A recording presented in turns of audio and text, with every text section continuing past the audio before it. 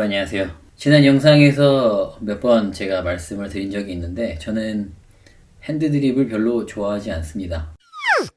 왜냐면 제가 손이 좀 떨리는데, 손이 굉장히 안정적인 사람이 이렇게 핸드드립을 하면은 굉장히 맛있는 커피를 내릴 수 있겠지만, 저처럼 손이 흔들리고 안정적으로 이렇게 정서 불안하고 빨리 마시고 싶어 하고 이렇게 성격 급한 사람, 저 같은 사람한테는 맞지 않거든요. 하지만 뭔가 핸드드립에 대해서도 설명을 해드리는 게 좋을 것 같아서 핸드드립 기구를 하나 샀습니다. 굉장히 종류가 많은데 전 그 중에서 캐맥스를 선택했습니다. 지금 이렇게 택배가 와서 열어볼게요.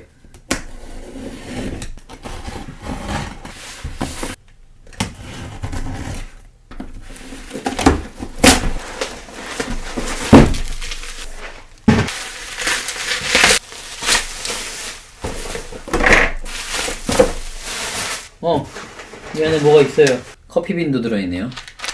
루완다 거고 50g인데 그 1400에서 1900m 워시드 프로세스로, 그러니까 물로 씻었다는 거죠. 50g짜리 커피가 왔고 이렇게 좋은 빈을 주시다니. 근데 언제 로스팅이 됐는지는 안 써있네요. 또 좋은 커피빈이 와서 좋긴 한데 언제 로스팅이 됐는지 뭐 공짜니까. 네, 이게 캐맥스입니다. 두 가지 종류가 있는데 전 좀 더 안 이쁘지만 사용하는데 편안한 글라스 핸들 버전을 선택했습니다. 빼고 오케이. 열면 이렇게 비어있고요. 이렇게 매뉴얼 있고, 전 매뉴얼 읽는 거 되게 좋아요. 매뉴얼을 잘 읽어야 그래야지 잘 사용할 수 있으니까. 그리고 이거 열어보면 심플하죠? 이게 캐맥스입니다. 캐맥스가 굉장히 유명한데 모르시는 분들을 위해 잠깐 설명을 드리면, 발명이 된 게 아마 1941년도였을 거고, 그리고 1958년도에 독일 엔지니어에 의해서 아마 그 대량 생산이 됐다고 알고 있어요. 그때 2차 세계대전이 있을 때 발명이 됐고, 그리고 그때부터 2차 세계대전이 지나고 좀 있다가부터 그 대량 생산이 시작이 됐죠. 그래서 이거가 특징이 뭐냐면 그 드리퍼하고 밑에 커피가 받아지는 게 일체형이라는 건데요. 이게 무슨 의미가 있겠냐 싶겠지만, 이 위에 필터지를 놨을 때 그리고 커피를 내렸을 때 커피에서 나오는 향이 밖으로 빠지는 것을 최소화하기 위해서 일체형으로 만들었다고 합니다. 이게 안에 그 다른 모델은 뭐냐면 이 핸들이 없고 여기에 그 나무 핸들이 이렇게 있는데 되게 예뻐요.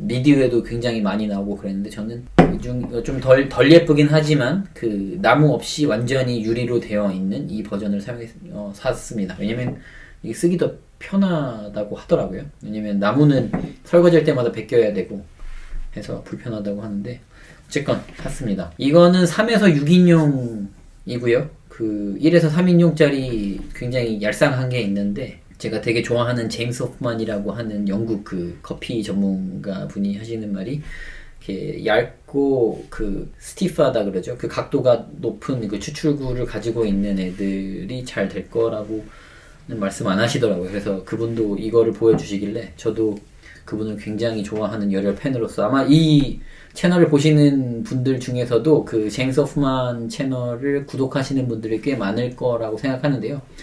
만약 안 하셨다면 물론 그 영국 사람이라서 영어로 말은 하지만 굉장히 재밌는 것들에 대해서, 커피에 대해서 굉장히 많이 말씀을 하시거든요. 그래서 뭐 구독해 보시면은 재밌을 것 같습니다. 언박싱은 끝났고, 얘만 있으면 안 되죠. 추출 도구가 얘만 있다고 되는 건 아니니까 당연히 핸드드립을 하려면 필터가 필요하겠죠. 구매한 곳은 당연히 이 채널이 유명하지 않으니까 협찬이 된 건 아니고, 네이버를 찾아서 가장 저렴한 곳 그리고 가장 믿을만한 곳을 제가 나름대로 선정해서 제가 직접 주고 산 거니까요. 어딜 거 쓰셔도 상관없어요. 네, 100장짜리 필터가 들어있고요. 손바닥이 보다 커서 이게 의미가 없을 텐데, 어쨌건 이렇게 열면 그냥 100장짜리 필터가 들어있어요. 저는 원형 필터를 샀고요. 이렇게 생겼습니다. 벌써 접혀서 나왔으니까 조금 잠시 후에 더 설명을 드릴게요. 하나 더. 당연히 커피 핸드드립을 하려면 주전자가 또 중요하잖아요. 그래서 주전자도 샀습니다. 저는 주전자가 비쌀 필요가 없다 생각해요. 어차피 물 끓이는 거니까 그냥 편하고 싼 거. 근데 너무 싸면은 또 고장 빨리 나니까 너무 싸지 않은 거로 샀습니다. 브랜드는 뭐든 상관없어요.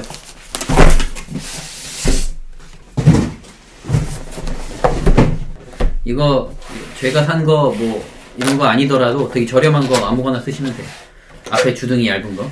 주둥이 얇은 거 아니어도 상관없어요. 이따가 제가 그 할 핸드드립 할 그 방법은 사용 설명서가 있구나. 누구나 해도 다 할 수 있는 방법입니다. 손 떨리는 저도 할 수 있는 방법. 굉장히 포장이 잘 돼 있네요, 이거. 아무리 흔들어도 고장나지 않게. 디자인이 나쁘지 않습니다. 사용 설명서를 좀 볼게요. 이게 물 끓이는 게 무슨 설명서가 필요하겠냐면은, 전 설명서 보는 걸 좋아합니다. 이게 처음 사용 가능해요. 깨끗이 세척한 후에 불순물을 제거할 수 있도록 물을 주전자 내벽에 맥스까지 채운 후 끓여 버려주세요. 그리고 적어도 2번 이상 위에 작업을 수행하시고 사용해주세요. 2번 물을 끓이고 식히고 2번 물을 끓이고 식히라고 하네요. 오래 걸리겠는데 정리 좀 하고 다시 돌아오겠습니다. A few moments later. 다 준비를 했고요. 한번 다 씻었고 말렸고 지금 필요한 것들 다 가져왔습니다. 여러분 제 추출 시리즈들 보고 계셨다면, 그리고 만약에 집에서 맛있는 커피를 드시고 싶으셨다면 그라인더를 좋은 걸 사셨을 거고, 그리고 저울을 0.1g 해상도의 저울을 사셨을 거라고 믿습니다. 먼저 이 필터지에 대해서 설명을 좀 더 해야 될 것 같아요. 필터지에 대해서 무슨 설명이냐 하겠지만, 케맥스 필터지는 좀 다릅니다. 두꺼워요. 그냥 다른 게 뭐가 엄청 과학적으로 다른 게 아니라 좀 더 두꺼워요. 그리고 촘촘합니다. 그래서 이것 때문에 물이 내려가는 속도가 좀 더 느려요. 그게 뭘 다르게 하냐? 커피 추출을 할 때 더 많이 거르게 되고, 더 많은 커피 오일이 빠지게 되고, 더 많은 바디감이 더 빠지게 됩니다. 그러면은 맛이 없어지는 거 아니냐라고 하시겠지만, 실제로 커피 오일만 테이스팅한, 이것도 제임스 호프만이라는 분이 하셨는데, 그 영상을 보면 원심 분리기 가지고 커피에서 오일만 추출해서 직접 맛을 보는데, 커피 오일 맛은 진짜 맛이 없다고 해요. 에스프레소에서 단점이 하나라고 한다면 커피 오일이 있다는 건데, 그 커피 오일도 에스프레소의 강한 킥 때문에 모든 것이 어우러져서 맛있는 건데, 이런 그 브루잉을 할 때 커피 오일이 있게 되면 에스프레소만큼 강한 킥이 없기 때문에 그 커피 오일 맛이 더 느껴져서 오히려 더 안 좋은 맛이 날 수가 있어요. 물론 그것을 좋아한다라고 말씀하시는 분이 있겠지만, 실제로 원심 분리기로 그 커피에서 지방만 맛을 본 분이 말씀하시기를 맛이 없다라고 합니다. 지금 이렇게 보면은 이렇게 접히는 건데, 이렇게 접혔죠? 이렇게 꽃갈콘 모양으로 폈다면, 보시다시피 이쪽은 3겹의 종이가 들어갈 거고, 이쪽은 1겹의 종이가 들어갈 거잖아요. 이 두꺼운 쪽이 여기 이 주둥이가 있는 쪽으로 가게 이렇게 놓아야 돼요. 방향까지 신경 써야 되나라고 하실 수 있는데, 방향까지 신경 써야 합니다. 왜냐면 여기에 있는 구멍, 추출한 다음에 커피를 따르는 이 구멍이 여기 이렇게 물길이 있는데, 이 물길로 이 얇은 부분을 놔버리면 얇은 부분이 물길을 막는 경우가 있다고 해요. 그래서 이 공기가 순환이 되지 않아서 여기 뭔가 그 코르크로 막아는 느낌이라서 물을 부어도 밑으로 내려가지 않고 꽉 막힌다고 합니다. 그래서 이렇게 이런 식으로 두꺼운 쪽이 주둥이로 가게끔 두셔야 합니다. 물을 끓여야겠죠. 기다립니다. 물을 끓이는 동안 저는 커피빈을 준비를 할게요. 커피빈은 그 보통 커피 드립하는 거, 예를 들어서 뭐 하리오다, 칼리타다 이런 게 있으시다라고 하면은 그거 가는 거보다 좀 더 굵게 가셔도 돼요. 왜냐면은 필터지 자체가 두꺼워서 천천히 내려갈 거니까 좀 더 굵게 가셔도 되고, 뭐 똑같이 하셔도 되고 편하게 하시면 됩니다. 저도 갈아 보겠습니다.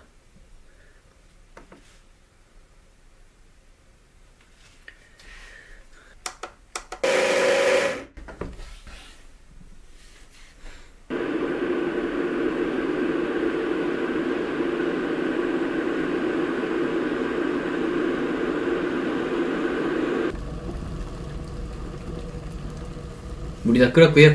잠깐 기다립니다. 팔팔 끓는 물이 들어가지 않도록. 네, 오늘 추출에는 44g의 커피와 그리고 650g의 물을 사용할 예정입니다. 빈을 넣기 전에 한번 적셔줘야 돼요.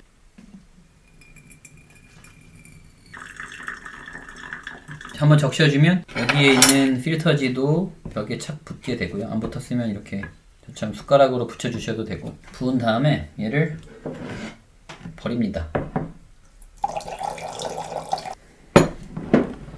저울 위에 얹어놓고요. 0점을 맞추고 커피빈 44g을 부어줍니다. 저는 손을 굉장히 많이 떨어서 전에도 말씀드렸지만 핸드드립을 별로 좋아하진 않지만 제가 지금 하는 대로만 하면 저 같은 똥손인 분들도 웬만치는 잘 하실 수 있을 거예요. 숟가락을 사용하는 건데요. 물을 부으면서 저는 타이머를 돌릴 거고요. 그래서 블루밍을 한 40초 정도 할 건데, 물은 지금 44g의 커피가 들어갔으니까 커피의 44g의 한 2배 정도, 88에서 한 90g 정도만 붓겠습니다. 그러면 저는 다 못 적셨거든요. 그러면 저는 한번 흔들어 주고요.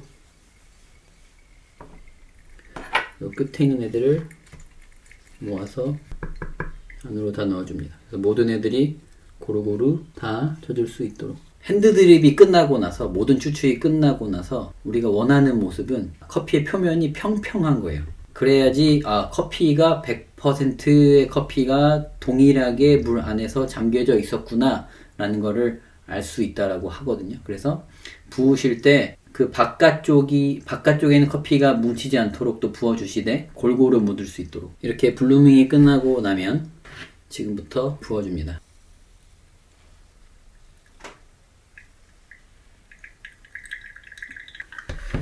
한번 휘젓는 것도 도움이 됩니다. 밖에 넘치는 애들이 안으로 들어갈 수 있게 도와주세요. 남은 물을 다 부어줍니다.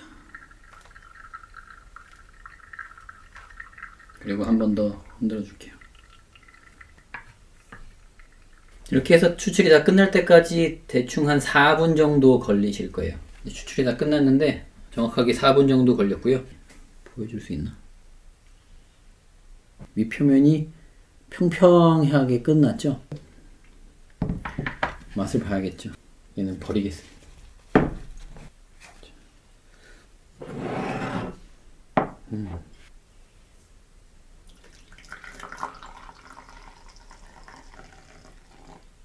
우리 와이프도 줘야죠. 맛을 볼까요?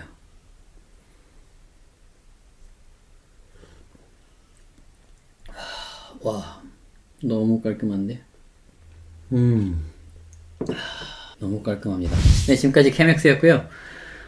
저는 아까 44g, 650g의 물을 넣는다고 했는데, 이거는 제가 갖고 있는 커피 빈에서 제가 사용하고 있는 비율이고, 제임스 호프만이라는 그분이 말씀하시기를 그 1리터 물에 펄콜레이션 추출 같은 경우에 그 핸드드립이나 푸어버 같은 지금 이렇게 커피를 물이 지나가는 추출하는 방법 같은 경우에는 물이 1리터다 라고 하면 60g의 커피, 그리고 그 이멀전 테크닉을 사용하신다, 이멀전 추출을 한다, 이멀전 브루잉을 한다. 이멀전이라고 하면은 그 프렌치 프레스처럼 물을 부은 상태에서 커피가 물에 완전히 닿은 상태로 모든 추출하는 그 시간을 함께 하는 거, 에어로프레스도 그중 하나죠. 그런 걸 사용한다라고 하면은 75g, 그 시작점에서 한번 해보시면 좋을 것 같아요. 네, 지금까지 케맥스와 그 추출에 대한 설명이었고요. 여러분들께서 만약에 궁금하신 게 있다면 케맥스 관련됐든 아니면 다른 거 홈카페 관련해서, 저는 제가 진짜 카페를 하지 않기 때문에 여러분들이 만약에 진짜 카페를 하시는 것에 대한 질문은 다른데 사군 카페인이나 아니면 남자 커피 아니면은 퀘스트빈 이런 데 되게 많잖아요. 제가 구독하는 커피 채널들인데 그런 데서 이제 전문 질문들 하시면 되고, 저는 홈카페에서 어떻게 커피를 어떻게 하는 것이 좋은 것인지에 대한 질문이나 문의사항이 있으시면 그냥 댓글 남겨주셔도 되고. 네, 2,000명이 얼마 남지 않았는데 구독자가 2,000명이 되면은 그래도 나름 구독자 이벤트라는 게 필요하겠죠. 그래서 2,000명이 됐을 때 한번 이벤트, 많게는 못해도 조금이나마 여러분들께 감사를 표현할 수 있을 것 같습니다. 그러니까 많이 구독과 좋아요 눌러주시고요. 뭐 구독은 여러분들 선택이시지만 만약에 이 영상이 도움이 되셨다면 좋아요를 꼭 눌러주시고 다음 시간에 더 좋은 내용으로 함께 하도록 하겠습니다. 감사합니다.